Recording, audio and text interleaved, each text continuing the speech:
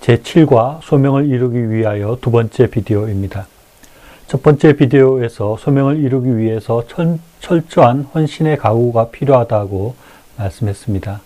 그리고 먼저 그의 나라와 그의 의를 구하고 십자가를 지고 내 자신을 내려놓는, 또 자기를 죽이는 그런 자세가 필요하다고 말을 했습니다.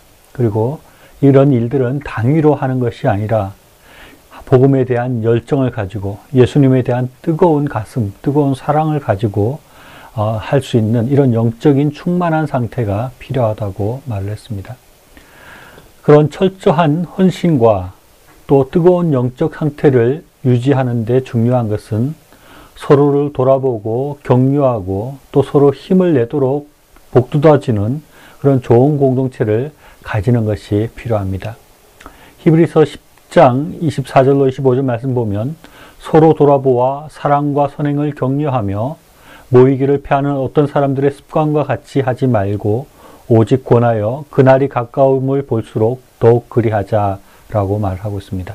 다음 과에서 소명 공동체에 대해서 자세하게 말씀드리겠습니다만, 철저한 헌신과 좋은 영적 상태를 유지하기 위해서 우리에게 좋은 공동체가 꼭 필요하다고 할 수 있겠습니다.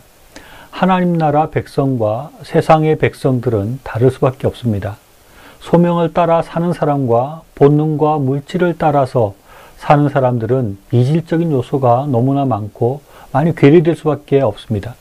그렇기 때문에 우리가 소명을 따라 살아갈 때 주변으로부터 많은 공격을 받을 수 있고, 또 자신의 소명을 따라 살아가는 삶에 대해서 여러 가지 비판들 속에 스스로 힘을 잃게 되거나 또 가고 있는 길에 대한 확신을 잃어버릴 수 있는 그런 요소들이 많이 있는 것입니다. 앞에 6과에서 말한 소명을 이루어가는 사람 중에 자기의 직장을 교회 행정직으로 바꾸어서 외국인 학생들을 돕는 그런 부부 같은 경우에 만약에 그 부부만 그런 일을 한다고 하면 주변에서 여러 가지 이야기를 할 것입니다. 네 판단들이 잘못되었다. 그렇게 해서 어떻게 인생을 살아가냐. 그렇게 한 것은 잘못 생각한 것이다 라고 많은 사람들이 공격을 할 것입니다.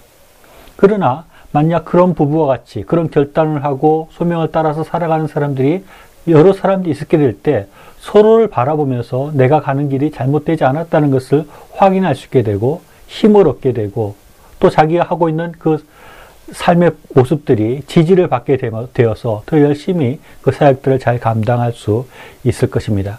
그렇기 때문에 우리는 같은 소명을 가진 사람들끼리 또 소명을 따라 살아가는 사람들끼리 같이 모여서 있는 것이 중요합니다. 서로 모일 때 힘을 얻을 수 있고, 또 서로 모여서 같이 일을 할 때 그 일들을 온전하게 해낼 수 있게 된다는 것을 우리가 기억해야 하겠습니다. 마가복음 9장 29절 말씀 보면 이르실 때 기도 외에 다른 것으로는 이런 유가 나갈 수 없느니라 라고 말씀하고 있습니다. 우리의 힘과 우리의 의지로 하는 일이 아니라 기도로 하는 일입니다. 하나님께서 도와주셔야 하는 일이다 하는 것을 말씀하고 있습니다. 결론적으로 말씀드리면 성실한 교회 생활을 하는 것이 중요하다고 하겠습니다. 좋은 사역 공동체를 가지는 것이 중요하다고 하겠습니다. 또 말씀과 기도로 늘 영적으로 충만하게 채워지게 될 때 우리가 소명을 이루어가는 그런 삶을 살아갈 수 있는 것입니다. 이런 맥락에서 또 중요한 것은 전인적인 신앙이 중요합니다. 전인적인 신앙이라는 것은 우리의 신앙을 교회 안에 묶어두거나 전도하는 것, 성경 읽는 것 이런 것만 신앙이라고 생각하는 것이 아니라 우리의 삶 전체에 신앙이 나타나야 된다는 것을 인정하는 것이 전인적인 신앙이라고 할 수 있을 것입니다. 신앙의 모습이 우리의 전반적인 삶 모습 가운데 나타나게 될 때 우리는 온전하게 소명을 이루어가는 삶을 살 수 있게 된다 하는 것입니다. 에베소서 5장 31절 말씀 보면 그러므로 사람이 부모를 떠나 그 아내와 합하여 그 둘이 한 육체가 될지니 라고 말씀하고 있습니다. 부부간의 온전한 연합을 이루는 것, 그것이 소명을 이루어가는 데 아주 중요한 일이 될 수 있다는 것입니다. 부부간에 온전하여지고 서로 깊이 사랑하는 것 그 자체가 하나님의 명령이기 때문에 우리가 그것을 소명으로 생각하고 좋은 부부관계를 이루도록 노력을 해야 될 것이고, 또 그렇게 좋은 관계가 이루어질 때 우리가 힘있게 우리의 소명을 이루어갈 수 있게 되는 것입니다. 소명을 이루어간다고 하는 삶을 산다고 하는데 부부간에 여러 가지 갈등이 있거나 문제가 많으면 그 사람의 사역은, 그 사람의 소명을 이루는 그 삶은 힘을 잃게 되고 말 것입니다. 또 출애굽기 20장 12절 말씀 보면 내 부모를 공경하라. 그리하면 내 하나님 여호와가 내게 준 땅에서 내 생명이 길리라 라고 말씀합니다. 신명기 6장 6절로 7절 말씀 보면 오늘 내가 내게 명하신 이 말씀을 너는 마음에 새기고 내 자녀에게 부지런히 가르치며 집에 있을 때에든지 길을 갈 때에든지 누워 있을 때에든지 일어날 때에든지 말씀을 강론할 것이며 라고 말씀하고 있습니다. 부모를 공경하는 것, 자녀를 잘 양육하는 것, 그 자체가 하나님의 중요한 소명입니다. 또 그렇게 부모를 잘 공경하고 자녀를 잘 양육하는 그런 소명들을 또 이루어갈 때 우리의 본래 주어져 있는 본 소명들도 더 힘있게 잘 감당할 수 있게 되는 것입니다. 가와만사성이라고 하지 않습니까? 가정이 편해야지 모든 일들을 할 수 있습니다. 또 뭐 수신제가 지국평천하 이런 말도 하는데 집을 잘 다스리고 온전하게 부모님을 공경하고 자녀를 잘 양육하고 하는 일들을 할 때 우리 본래 같은 소명들도 더 잘할 수 있다는 것을 생각해야 하겠습니다. 또 창세기 1장 31절 말씀 보면 하나님이 지으신 그 모든 것을 보시니 보시기에 심히 좋았더라. 저녁이 되고 아침이 되니 이는 여섯째 날이라.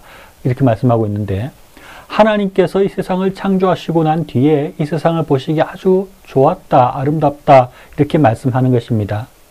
그렇기 때문에 우리가 이 세상을 아름답게 만들어 가야 될 그런 책임이 우리에게 주어졌습니다. 우리는 이 세상을 잘 다스려야 될 책임도 있는 것입니다.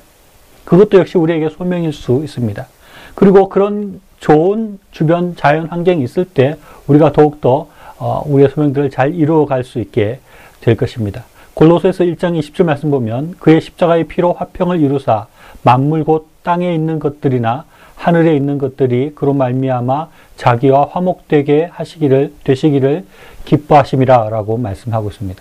자연 만물과의 화목, 또 우리 주변에 있는 사람들과 우리 주변에 있는 것들과 화목을 이루고 평안을 이루고 샬롬을 이루는 그러한 모습이 있을 때 그 자체가 우리에게 중요한 소명으로 우리가 소명을 이루어가게 되고 우리가 소명을 이루어가는 모습도 더 온전해지게 된다는 것입니다. 계속해서 반복해서 말씀드리지만 우리가 받은 한 가지의 소명, 나의 가장 주된 소명, 그것만 잘 이룬다고 소명을 이룰 수 있게 되는 것이 아닙니다. 모든 것이 다 연결되어져 있습니다.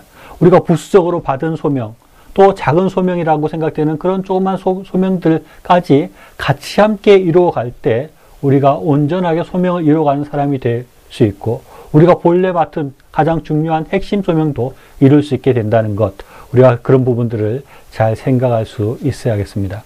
자신에게 어떤 소명들이 있는지 다시 한번 정리하고 생각해 볼 수 있기를 바랍니다. 내가 가장 중요하게 받은 핵심 소명은 무엇인가?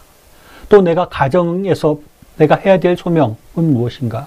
내가 주변 이웃들과 이루어야 될 또 소명은 무엇인가? 내가 이 자연 만물 가운데 내가 어떤 소명을 가지고 있고 또 그런 것들을 어떻게 이루어갈 것인가? 이런 모든 것들을 생각할 때 우리는 좀 더 분명한 소명을 발견할 수 있게 되고 또 소명을 잘 이루어갈 수 있게 된다는 것을 기억해야 하겠습니다. 이제 소명 선언문 작성에 대해서 좀 말씀드리려고 합니다. 앞에 공부들 하고 이제까지 비디오 보고 이렇게 하면서 생각하게 된 소명이 있을 것입니다. 그런 소명이 무엇인지를 잘 정리할 수 있기를 바랍니다. 자기 자신에게 주어진 달란트가 뭔가, 은사가 뭔가, 내가 무엇을 잘하는가, 하나님께서 나의 삶을 이제까지 어떻게 인도해 오셨는가 하는 것을 생각할 수 있기 바랍니다. 또 나의 삶의 자리에서 나에게 요청되고 있는 하나님 나라의 사역들이 무엇인가를 생각해 볼 수 있기를 바랍니다. 그렇게 할 때 내가 나의 소명을 좀 더 정리할 수 있게 될 것입니다. 앞에서 말했듯이 여러 가지 가정 안에서도 소명이 있고 이웃들 간에서 소명이 있고 또 환경 가운데서도 소명이 있을 수 있는데 그런 소명들을 놓치지 말고 생각을 하고 이 시간 소명 선언문 작성할 때는 그런 모든 것들을 다 기록해도 되고 핵심적인 그런 소명, 그것을 언급을 해도 좋겠습니다. 아니면 핵심적인 소명을 언급하고 그 외에 부수적으로 주어져 있는 소명들을 다 정리해도 되겠습니다. 그렇게 해서 소명 선언문을 한번 써보는 것이 중요합니다. 소명 선언문 작성 요령은 간결하게 할 필요가 있고요. 명확하고 매력적으로 또 비장한 결의를 담아서 작성해야 합니다. 성경 공부할 때 그 예가 나와 있는데 제가 잠깐 읽어드리면, 하나님의 부르심을 입은 하나님의 일꾼 나 홍길동은 다음과 같이 선언한다. 하나님은 나의 삶을 이런 방향으로 인도하셨고 이런 부분들을 훈련하셨다. 그리고 나의 주변에 하나님 나라를 위한 이런 사역들에 대한 관심을 가지게 하셨다. 따라서 나는 이런 사역에 하나님의 부르심이 있다고 생각하며 이 사역을 위해서 하나님이 주시는 힘과 지혜로 이 소명을 이루기 위해서 나의 시간과 물질뿐만 아니라 나의 심장을 드릴 것을 선언한다. 이거 한 가지 예지만 이런 식으로 선언문을 작성할 수 있습니다. 소명이 분명해진 분들은 소명 선언문을 당연히 작성해 보시고요. 아직 소명이 분명하게 잘 모르겠다 하시는 분도 한번 해보는 것이 중요합니다. 나중에 하나님께서 다른 소명을 발견할 수도 주실 수도 있고 내가 또 다른 소명을 발견할 수도 있겠지만, 지금 중요한 것은 내가 어떤 소명을 생각하고 그 소명을 이루기 위해서 다짐하고 그 일들을 시작해 본다는 것이 굉장히 중요합니다. 당장에 어떤 소명을 분명하게 하지 않고 뭔가를 이루어가지 않는다 할지라도 그 소명을 생각하고 소명을 이루어가려고 시도하고 노력한다 하는 것 자체가 아주 중요한 일이라고 할 수 있겠습니다. 이런 온전한 좋은 소명 선언문을 작성해서 더욱더 소명이 분명해지고 소명을 이루어가는 삶에 나아가는 우리들이 될 수 있기를 바랍니다. 감사합니다.